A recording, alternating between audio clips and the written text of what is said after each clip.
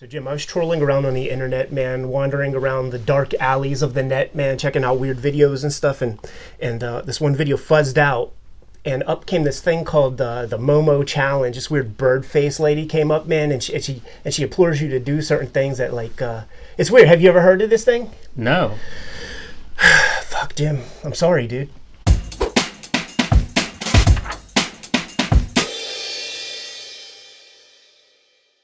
What's up, Kayfabers? My name's Ed Piscor. I'm Jim Rugg. What weekend is it? March 2nd. Kayfabers, we want to thank you guys so much for supporting the channel. If you haven't done so before, like, subscribe, follow, hit the little bell icon next to the subscribe button. We don't abuse the privilege, and it'll let you know whenever we have new videos available, man. But we're rounding the corner to 4,000, and that doesn't satisfy me at all. I want 5,000 subscribers. We're on the road to 5,000 subscribers as far as I'm concerned. So let your friends know. Cartoonist Kayfabe is the coolest comic book YouTube channel on the net right now. I like the way you think, Ed. I was super pumped that we were getting close to 4,000. You're right. This is the march to 5,000. I'm never happy. Some big news when it comes to the spread shop. I saw some of our items have been trickling into South Africa. So we've hit every continent. Dev the Collector, you're the man. Love seeing those pictures show up. Absolutely. Make sure everybody who has supported the channel by way of buying stuff from our spread shop, please tag Cartoonist Kayfabe. It's really fun retweeting those things and showing off this merchandise in the wild, man. Hey, it's motivation to keep coming up with new designs. We've posted a new one each week since we opened the shop. Come back frequently because we are coming up with new ideas. Read More Comics is the latest design. We both created a design to go with that. That's the marching orders. You know the deal, man. And the cat design that you came up with was really awesome, man. I've gotten feedback from cat lovers on it. I'm sure you have. Like non-comic book readers that just like cat designs. It's catnip for yes. The internet cat lover out there. To break kayfabe, I do have a note to one anonymous merchandise buyer out there that I should probably bring up. This just came to mind. But so far we have sold one female t-shirt. and if it's a female kayfaber, awesome, cool. But if it was a guy who bought this for your girl, this ain't gonna make her love you anymore, man. Tell her it's a band. I'm looking out for you, man. My wife hasn't been too impressed with any of this stuff yet. I love that her feedback was like, why would anybody buy shirts with you guys on them? She's very honest. Keeps it real. We appreciate that about Natalie, man. I have a cautionary tale. Our entire friendship, I would sort of get into a huff and puff and blow up about stuff. You always set me right, or at least let me know if I was being out of order. And I'm gonna come to you with a very honest, and I'm trying to leave out no details, and you let me know if I'm off base or if this is unethical. X-Men Grand Design, I wrote that thing almost exclusively in the Barnes & Noble cafe, not too far from here, man. I would get my little hot tea, and eventually they started to know me. My tea was ready for me when I got there. They made sure my table was fresh. They looked out for me. The people of Pittsburgh knew that I was down. People would pop in and chill with me for an hour here or there. Everybody knew I was down there. So when Christmas time came around, I got so many gift cards. The gift cards started to dwindle down. And you know those Bandai figure drawing things that you could pose and put extra hands? They actually had those down there. But they were going to exhaust my gift card. I would never get a membership for anything using my own money. That feels like money thrown into a hole, you know? So I'm like, okay, if I get a membership, the cash that I will have to spend, because they're very expensive, they're like $60 a piece or something, the cash that I will have to spend of my own money will end up being, with a discount involved, like $6 of cash. Make the transaction, get the membership, wipe out the card, give them my card for the rest of it. And I just looked at my bank account not too long ago, and they auto-enrolled me in a membership using my card that I used from that transaction. A membership to Barnes & Noble is $25. I only spent $6, so they can't even make the claim that I spent the $25 on my card to, you know what I'm saying? When right. They kind of retool. And I just feel like I'm going to take the L. I'm not going to complain to them. But I'm saying this is a cautionary tale to just kind of watch out, because it feels wrong to me. I agree with you. I think it feels wrong, but man, it's the new world order. Everything is this way. It seems that way, man. We get charges, we watch out for our parents now are getting older, and they'll get free samples of whatever comes on the television that looks good. And then we have to go through credit card statements and figure out oh, you don't read the fine print. None of this stuff's free. You're going to get the next month's everything's like a subscription model. So Yeah. I don't like it, Yeah. but it is what it is. If you used a gift card to get a membership somewhere, just check the fine print, man, because listen, I could have used that $25 on some groceries or something. I don't shop there. I shop local for the most part. It's just I couldn't find the exact hot tea that I liked anywhere else. Newsweek had a story, hacked sex robots could commit murders. Oh my goodness, man! That sounds like that vaginae detente, like that, like the teeth, like the teeth will grasp. It's very scary. All I could think of is Dominatrix is totally true. As much as I love that comic, it's better than I even realized. If you guys don't know the Dominatrix comic, we're going to do a show and tell talking about like the bleeding edge digital comics that came out in like the late 80s, Yes. early 90s, and Dominatrix will burn its image into your mind once you see her. You cannot unsee Dominatrix. One other just like quick little news bit that I saw earlier in this week was that, you know how we have CGC in comics, and I totally shit all over that, and I think it's real corny. Like, read comics, don't invest in them. If there's anything we've learned going through these Wizard magazines, it's that there are huckster scumbags out there who are going to try to manipulate markets to try to pump up the price of these comics. Basically, they have to create a demand. They started popping up in San Diego Comic-Con a year or two ago, where they're now kind of slabbing and grading video games. WATA is the organization that is like the CGC of video games. So it was in the news that a sealed Super Mario Brothers sold for over $100,000 in a private sale, and there were 3 buyers. One of the guys who was a part of the triumvirate of people who bought this Super Mario Brothers, this guy Jim Halperin, who runs Heritage Auctions. So Heritage started doing CGC, or excuse me, these WATA video game auctions. And in a private sale, they pumped up the price and bought this super expensive Super Mario Brothers as a business move. And it just made me think about the Wizard Magazine stuff, CGC. It's like everything that these guys have learned from the comics industry, they're bringing over to the video game thing. And now that it's like the guy from Heritage Auctions is the guy who is a part of this trio, it makes you think about who might have been the buyer of those Todd McFarlane covers that went for 6 figures. Was it coincidental that that purchase came shortly after there were Wall Street Journal articles about how comic book artwork is going to be like the next thing, because you could go to a convention and every artist undervalues their work and you could get their stuff for cheap, and then these comic covers started to sell for 6 figures immediately? Like, is that market manipulation or was it legit? You know, that's a predictable trend. Anytime something is undervalued, it's going to eventually cycle to overvalued, essentially. You know, people will start buying it. So everybody that's watching us, I would advise you find those quarter boxes of 80s black and white explosion books, stock up. Ed Hannigan Batman joints. And then Michelle Fife's out there like, dude, don't tell him that. Don't say it. It's us becoming the villains that we abhor. Progress updates. Sure. Where you at on Plain Jane's, man? I have pages like 115 are sitting on my drawing table right now. Drew half a spread this morning before I came out. It's the end of the month, so I looked over my February output, 28 days, and I'm sitting at 40 pages done in this month, Nice. Along with, you know, other stuff, and hoping to get 2 more done before we actually bow out of February. That's tonight. Yes. Yeah, it's February 28th upon this record date. How about you? I hit 3 pages since we last shot, which puts me down to 10 pages to go, man. I'm almost in the That's single exciting. digits. Dude, That's really exciting. There are milestone numbers as you go along. You know, like when I crossed page 100, that's a milestone. You get to single digits, that's nice. Whenever I finish this baby up, I'll have the stack sitting there so that you guys could comically imagine like the old Hanna-Barbera cartoon of like the to-do pile, page 1. You know what I'm saying? Because that's what it was. That's what you're facing. I love seeing the stacks of art. It's funny. That's sort of the inside baseball version. You know, cartoonists have a lot of stuff that I'm sure interests us, but may not play to a wider crowd. And anytime I see a friend who finishes a graphic novel and then they share the pictures of like, this is the stack of the artwork, those are great photos. I love it too.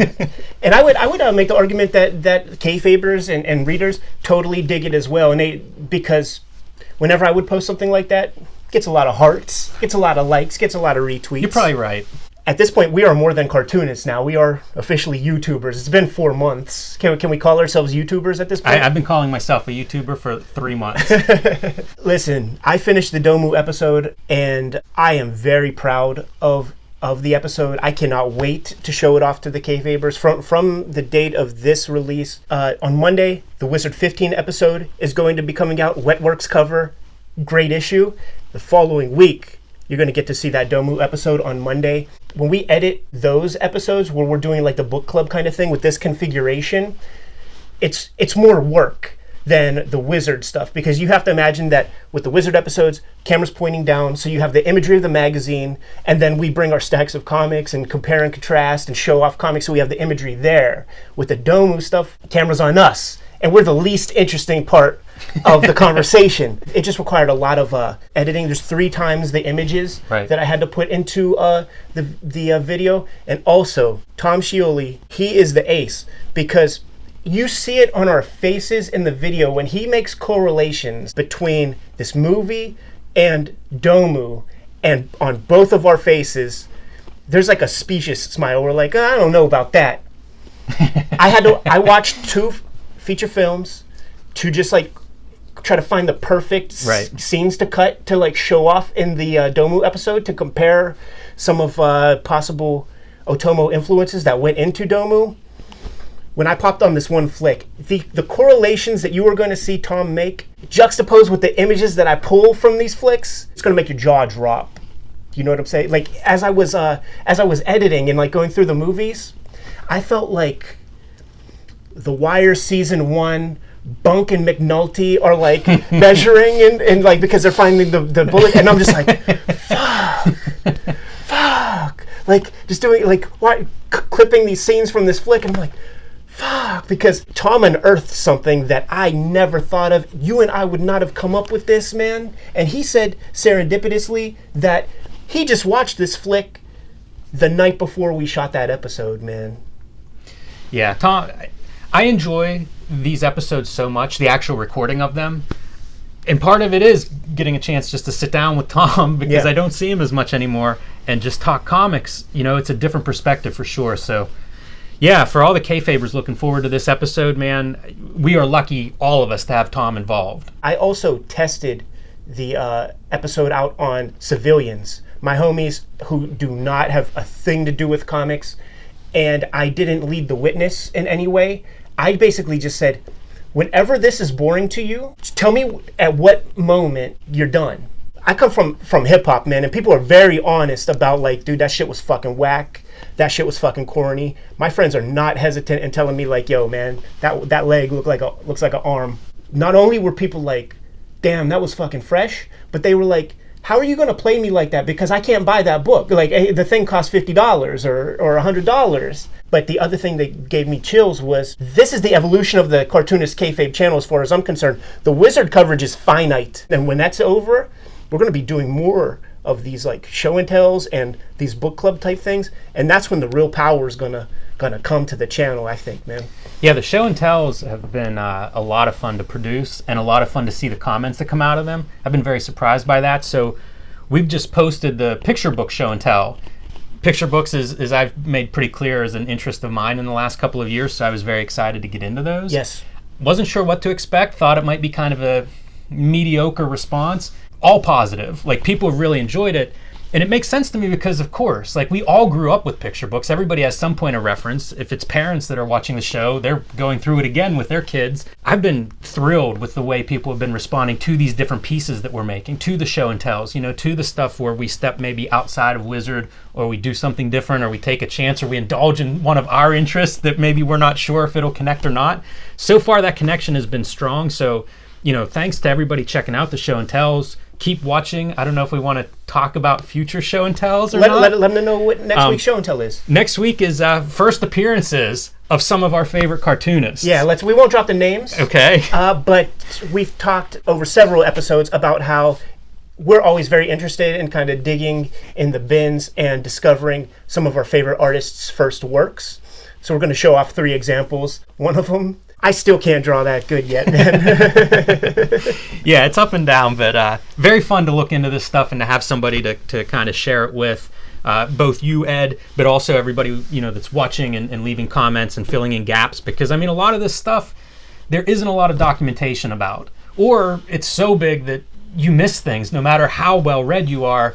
So people have been adding picture books, their favorite picture books under that talk. It's just been it's been awesome. Like I've been I don't know what I expected when we started this, but this kind of community of like rereading stuff, talking about what we like, finding, connecting those dots to the piece that I didn't know existed, man, it's been great. It's directly been affecting my work on the page, down to like, damn, I want to try to play around with some different tools to try to get some of these Sam Keith textures and junk like that. But I do not say this lightly, man. The Kayfabe army, the Cartoonist Kayfabe channel, it has become a brain trust. And I am extremely appreciative of all the intellect. That's the thing, man.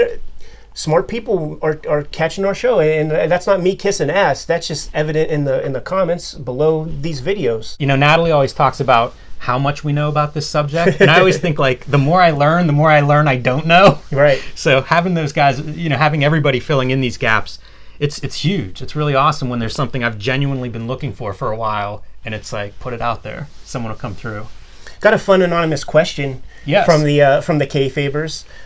They ask, Jim, Ed, what were some of the jobs you had before your comics careers, man? How about you start this one off? My best job, my favorite job, I worked as a whitewater rafting outfitter in High Pile State Park. I did that all through college in the summers and absolutely loved it. Still friends with the guys I worked with, and it was just us being idiots. Probably lucky that we all survived. But you still have all your fingers and toes? I do. I have survived. But I couldn't imagine a better job than that. Rescuing boats, interacting with tourists wasn't maybe my favorite part, but was what made it work. But it was a beautiful job and a lot of fun and good friends, good times. No Lyme disease, man. No ticks. No leeches. Stand by me type shit.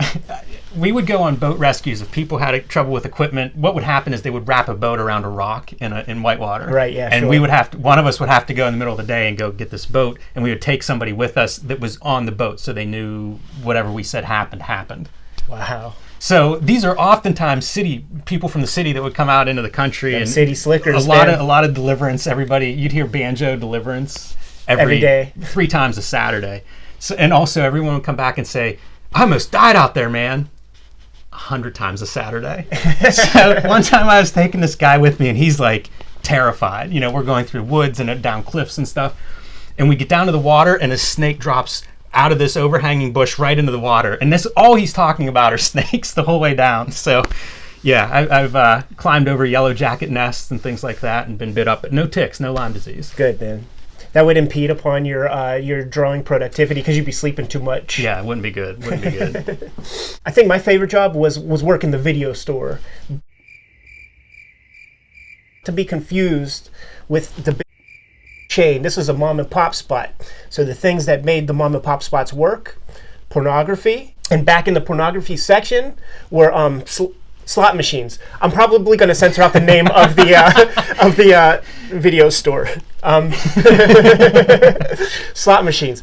And dudes would come in, shady characters back in that porno section, chomping on the cigar, man, playing those slots, had to cash them out, all that kind of shit. And that was like big money for the store. That was once again more Kubert school money. Like all of my cash I made in my teens and shit was for that. The week that I moved to New Jersey to go to art school, my cousin Ed Piscor picked up the slack and started working down there.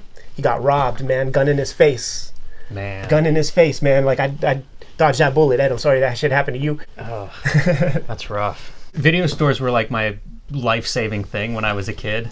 Before I could escape my small town and find a comic book store, video stores were sort of that like escape place. I would just go there and read the backs of like every VHS cover for hours. They were basically a babysitter. Checking out movies was the way as a boy, like I developed taste. Like when you're 5 or 6, you just kind of take for granted that everything out there is good, because like why would it not be?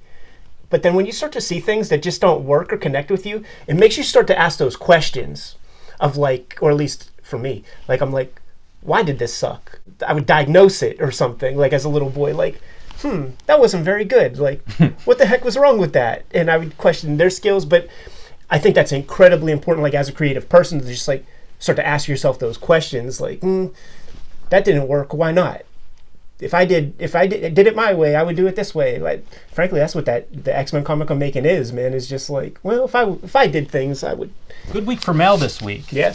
Yeah, I was very excited to go to my mailbox and find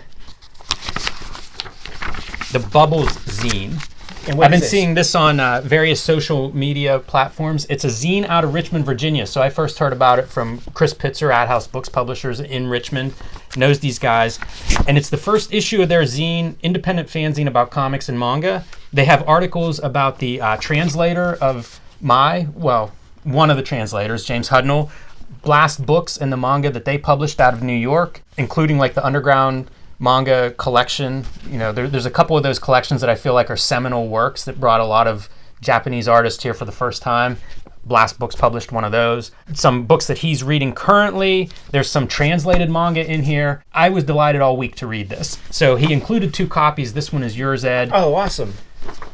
Thanks a lot. Yeah, thanks to the guys at Bubble Zine. A lot of fun. And they included some letters and notes that came on nicely photocopied like ads for different things, like Cochrane reprints, different conventions that are kind of unusual, you know, like MetroCon.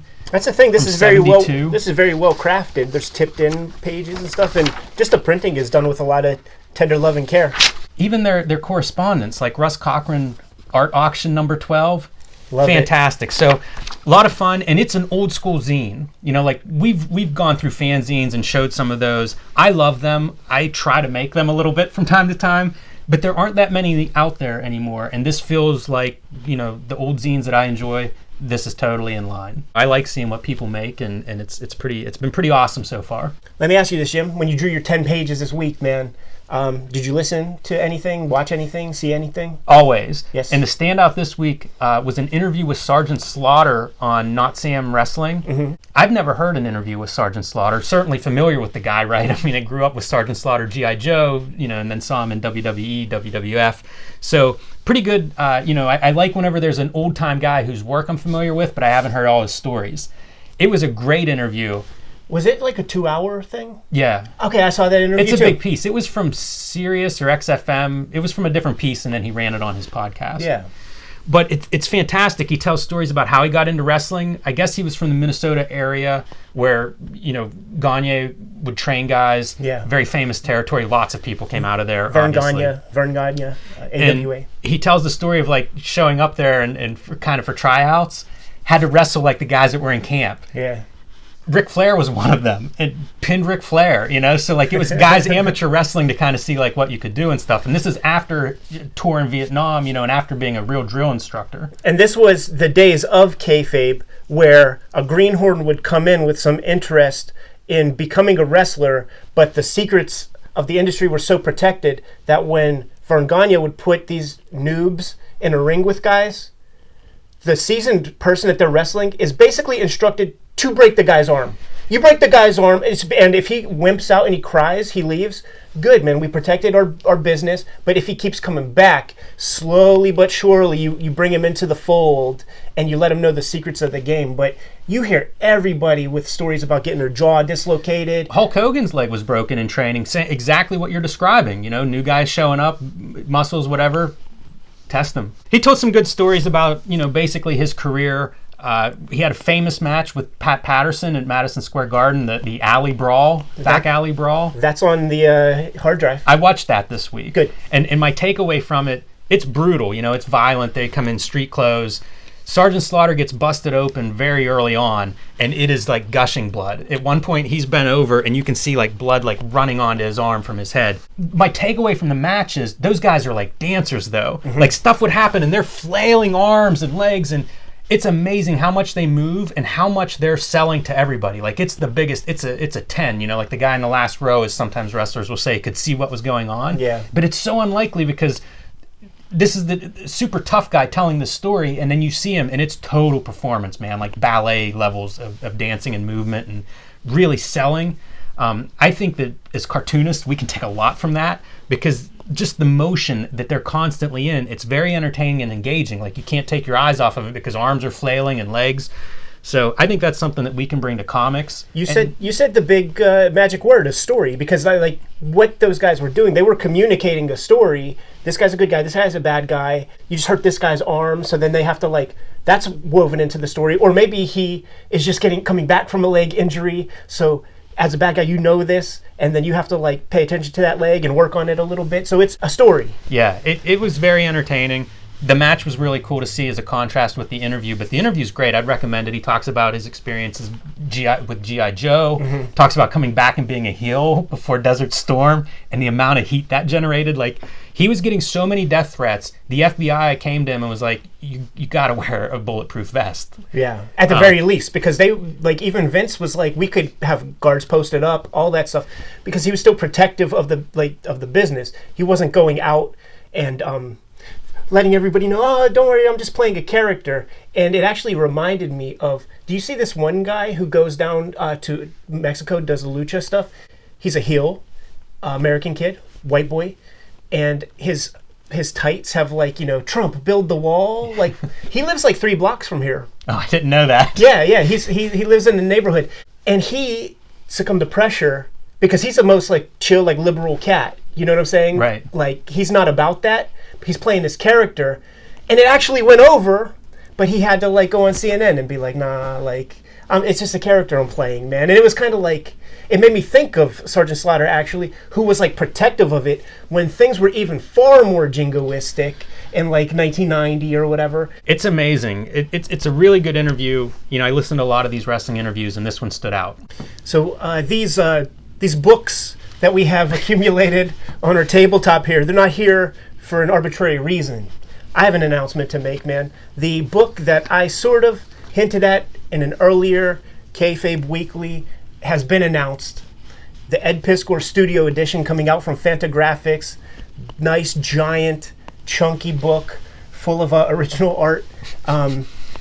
Predominantly, it's going to be Hip Hop Family Tree stuff, but we made a deal to get X-Men pages put in that baby. As you guys can see, we are devotees of the studio. See, now I have to toe the line and call it a studio edition when every part of my being just wants to call them all artist editions. Right. But it's like, now I have this thing. Anyone who's unfamiliar with artist editions, studio editions, gallery editions, these are reproductions in 4-color of original art from comics at actual size. So you see, like, this Mad book is what's known as 2-up.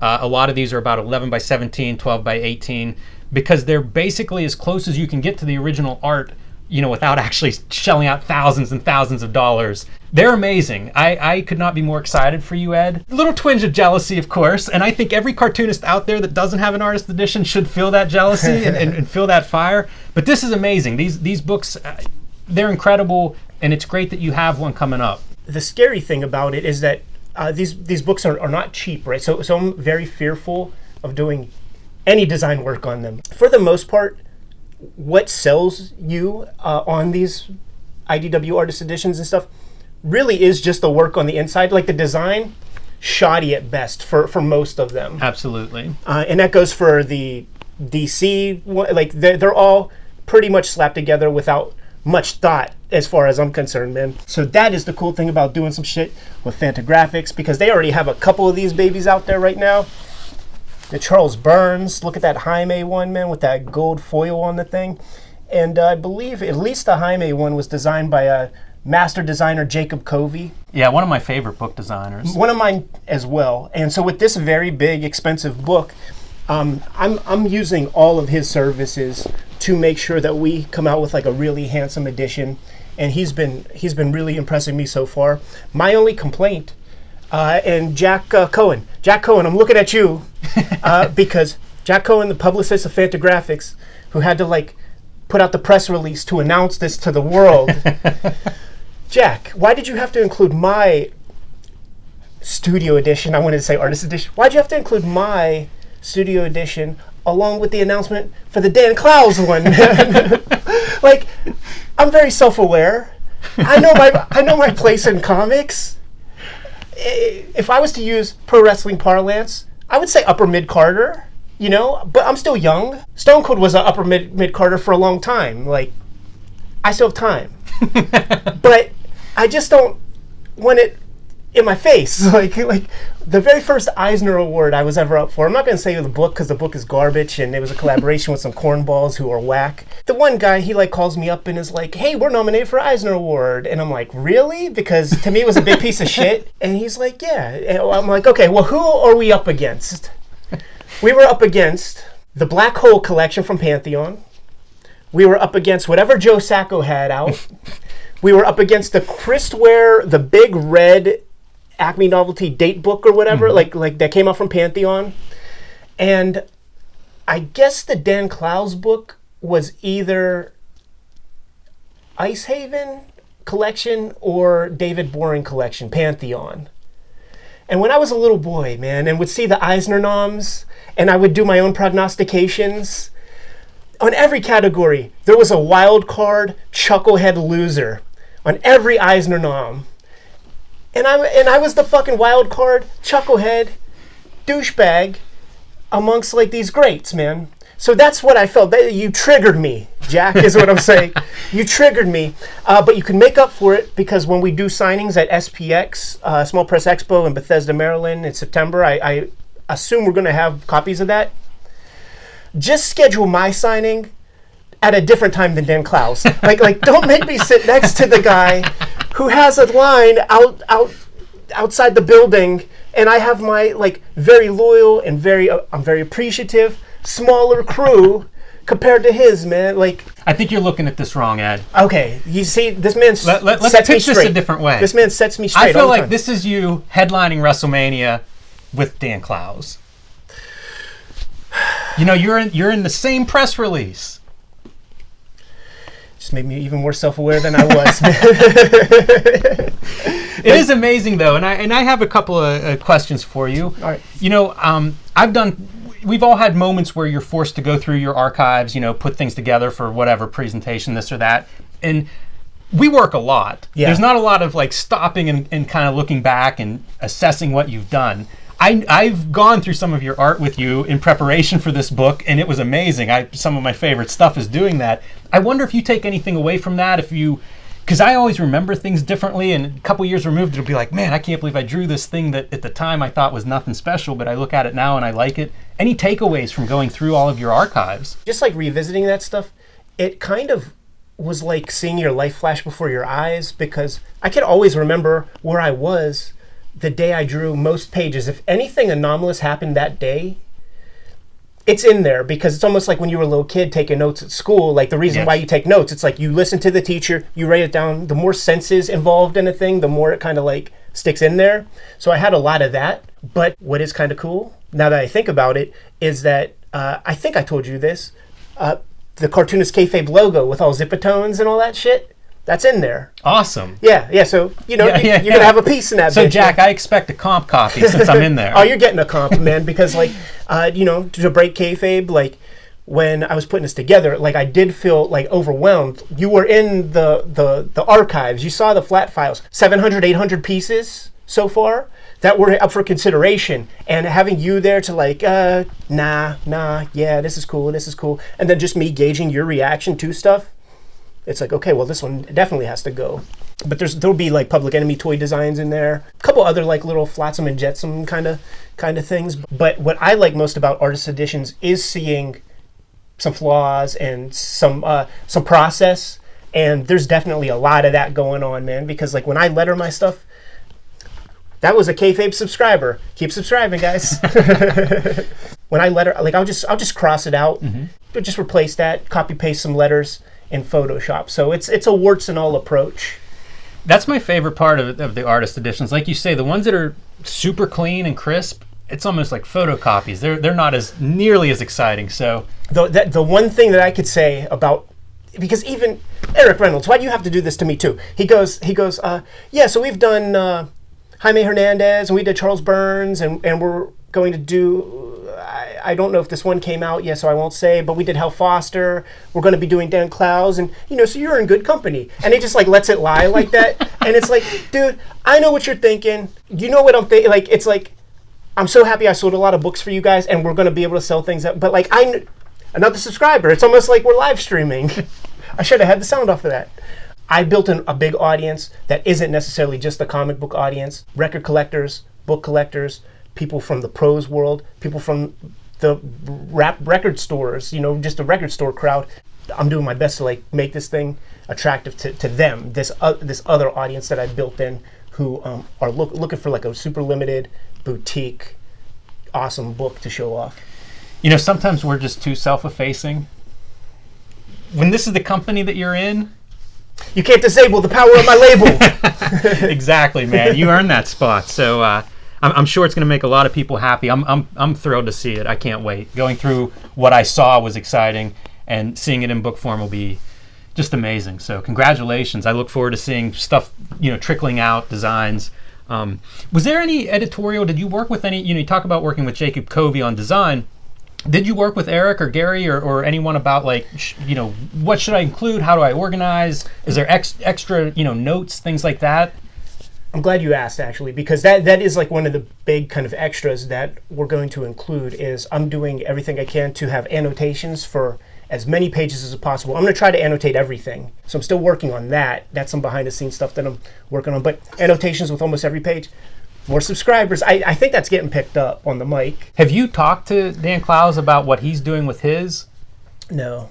That seems like something to confer on a little bit, because like we're always impressed with his attention to design. So I'm sure he's got a couple of tricks up his sleeve that we're going to see in his studio edition. And I'm still mad at him for the complete 8-ball slipcase. When you pull the books out, I wish I was prepared. But when you pull the books out on the 8-ball slipcase edition, the inside has illustrations. It's like anatomy. It's the blood and guts of the slipcase. I put out 2 slipcases before him, and I didn't even ask the question if you could print on the inside. It made me so mad. There's a million things I would do if I even thought to ask the question. So you're right, man. He's just a super thoughtful, considerate creator, man. But I am very shy around the people whose comics I like a lot. I don't want to look like a doofus. Well, enough about that, Jim. I have a bunch of comic deadlines to go, man. 10 pages to go. I'm going to be in the single digits by the time we shoot the next Kayfabe. Super cool, man. So once again, like, subscribe, follow the feeds, add us on Instagram, Twitter. All the information is below. Our Spreadshop merchandise is available at the link below this video. We appreciate your support that way. So we're going to get back to making our comics. You guys know what your marching orders are. Read more comics.